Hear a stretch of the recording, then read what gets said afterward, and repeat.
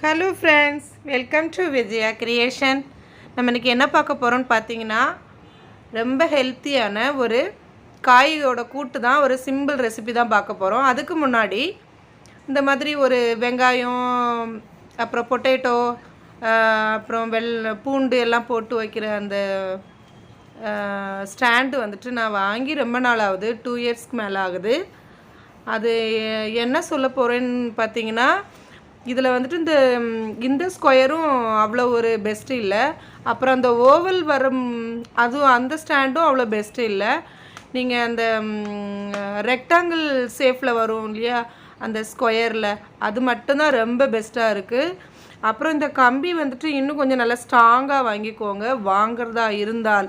ஏன்னா இந்த மாதிரி வாங்கி யாரும் ஏமாந்துடாதீங்க. கூட கொஞ்சம் பைசா கொடுத்துட்டாலும் பரவாயில்லை, கொஞ்சம் நல்லா ஸ்ட்ராங்காக அந்த ஸ்கொயரு அந்த ஃப்ளாட் மாடல்லே வாங்குங்க.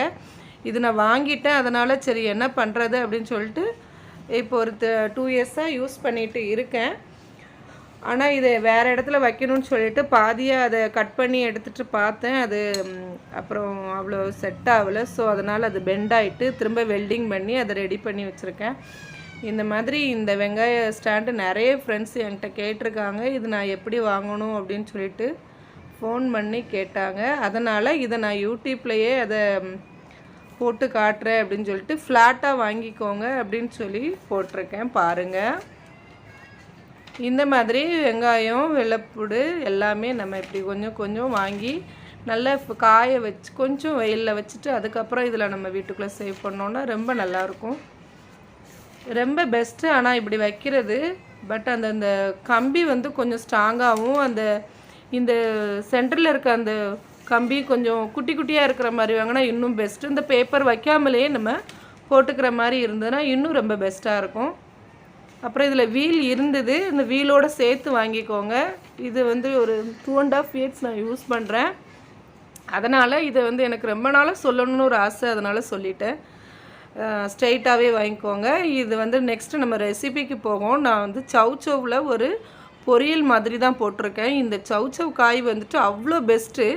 இதில் வந்துட்டு விட்டமின் ஏ, அப்புறம் சி, அப்புறம் வந்துட்டு கால்சியம் ஜாஸ்தி இருக்குது. அப்புறம் தைராய்டுக்கு வந்துட்டு ரொம்ப ஒரு பெஸ்ட்டான ஒரு காய்னா அது சவ்னு நம்ம சொல்லிக்கலாம், அவ்வளோ நல்லது.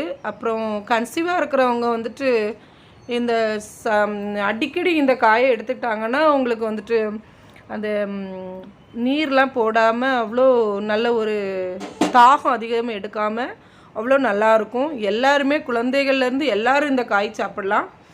பெரும்பாலும் சில பேருக்கு அது சவ் பிடிக்காது. அதுக்கு நான் வந்து சவ்வில் வந்துட்டு ஒரு பக்கோடா மாதிரி போட்டிருக்கேன். அந்த ரெசிபியை ஓப்பன் பண்ணி பாருங்கள், அந்த மாதிரி பண்ணுங்கள். இது வந்துட்டு ஒரு கடாய் வச்சு எண்ணெய் ஊற்றி அதில் கடுகு, உளுந்தம்பருப்பு, கடலைப்பருப்பு, ஒரு 1/2 வெங்காயம் இது எல்லாத்தையும் போட்டு அப்படியே நல்லா லைட்டாக ஃப்ரை பண்ணிவிட்டு, அது ஃப்ரை ஆனதும் ஒரு கொஞ்சம் கருவேப்பிலை போட்டுட்டு அந்த எல்லாத்தையும் லைட்டாக கிண்டி விடுங்க. நார்மலாக எப்பவும் போல தான்.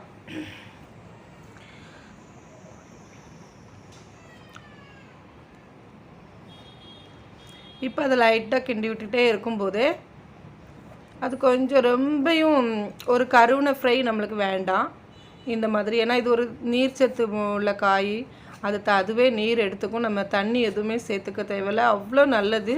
இந்த காய் அடிக்கடி வாங்கி சாப்பிடுங்க. அப்புறம் சவ்வில் வந்து ஒரு பருப்பு போட்டு ஒரு கூட்டு வேற போட்டிருக்கேன்.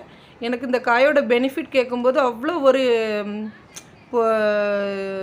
ரொம்ப பெஸ்ட்டாக இருந்தது. ஸோ அதனால தான் இந்த காயை நான் திரும்ப திரும்ப வியூவர்ஸ் பார்க்கட்டும் அப்படின்னு சொல்லி நான் போட்டிருக்கேன். இந்த மாதிரி காய் கொஞ்சம் நறுக்கி வச்சுட்டு தோலெல்லாம் சீவிட்டு, அதை ஏற்கனவே அந்த ரெசிப்பியில் தோல் சீவுறது எல்லாமே போட்டிருக்கேன். இதில் தோல் எல்லாம் சீவிட்டு அதை அப்படியே அந்த நம்ம வதங்கின அந்த வெங்காயத்தில் அதில் போட்டுக்கோங்க.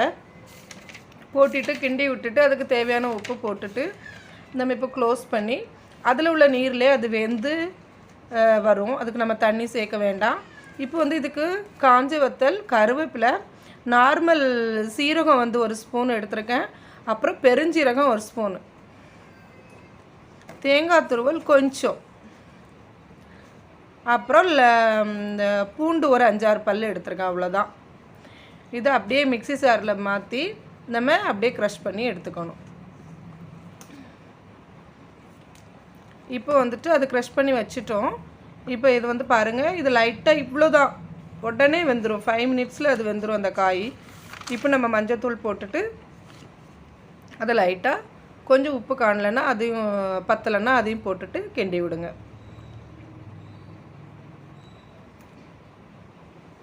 ரொம்ப சிம்பிள் ரெசிபி இது. வந்துட்டு வத்த குழம்பு கூடவோ அல்லது சாம்பார், ரசம் எல்லாத்துக்கும் நம்ம காம்பினேஷனாக எடுத்துக்கலாம். பசங்களுக்கு நம்ம ஸ்டார்டிங்கில் சின்ன வயசுலேருந்தே எல்லா காய்கறியும் கொடுத்து பழகு இருக்கணும். அப்போ தான் நல்லது.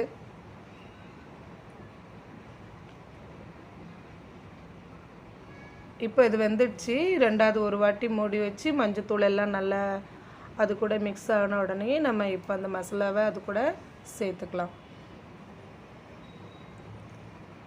லைட்டாக அந்த பெருஞ்சீரகம் ஃப்ளேவரும் நார்மல் சீரகத்தோட ஃப்ளேவர், அப்புறம் பூண்டு, கருவேப்பிலை, காரத்துக்கு ஒரு நம்மளுக்கு தேவையான அளவு வத்தல், அப்புறம் கொஞ்சம் டேஸ்ட்டுக்கு தேங்காய் துருவல், அவ்வளோதான் மசாலா. இது நல்லா கிண்டி விட்டுக்கோங்க. இது ஒரு 2 or 3 மினிட்ஸ் மூடி வச்சுட்டு உடனே நம்ம அதை ரெடி. கொத்தமல்லி இலை தூவி இறக்கிக்கலாம். chow பொரியல் ரெடி ஆயிடுச்சு. ரொம்ப ஈஸியான ரெசிபி, ரொம்ப பெஸ்ட்டான காய் இது. இது அடிக்கடி வீட்டில் செய்யுங்க. நெக்ஸ்ட் வீடியோவில் பார்ப்போம் ஃப்ரெண்ட்ஸ். ஒவ்வொரு ரெசிபிலையும் ஏதாவது ஒரு டிப்ஸு சொல்லணும் ட்ரை பண்ணி இந்த வெங்காய கூட ரெசிபி டிப்ஸு சொல்லியிருக்கேன். தேங்க்யூ.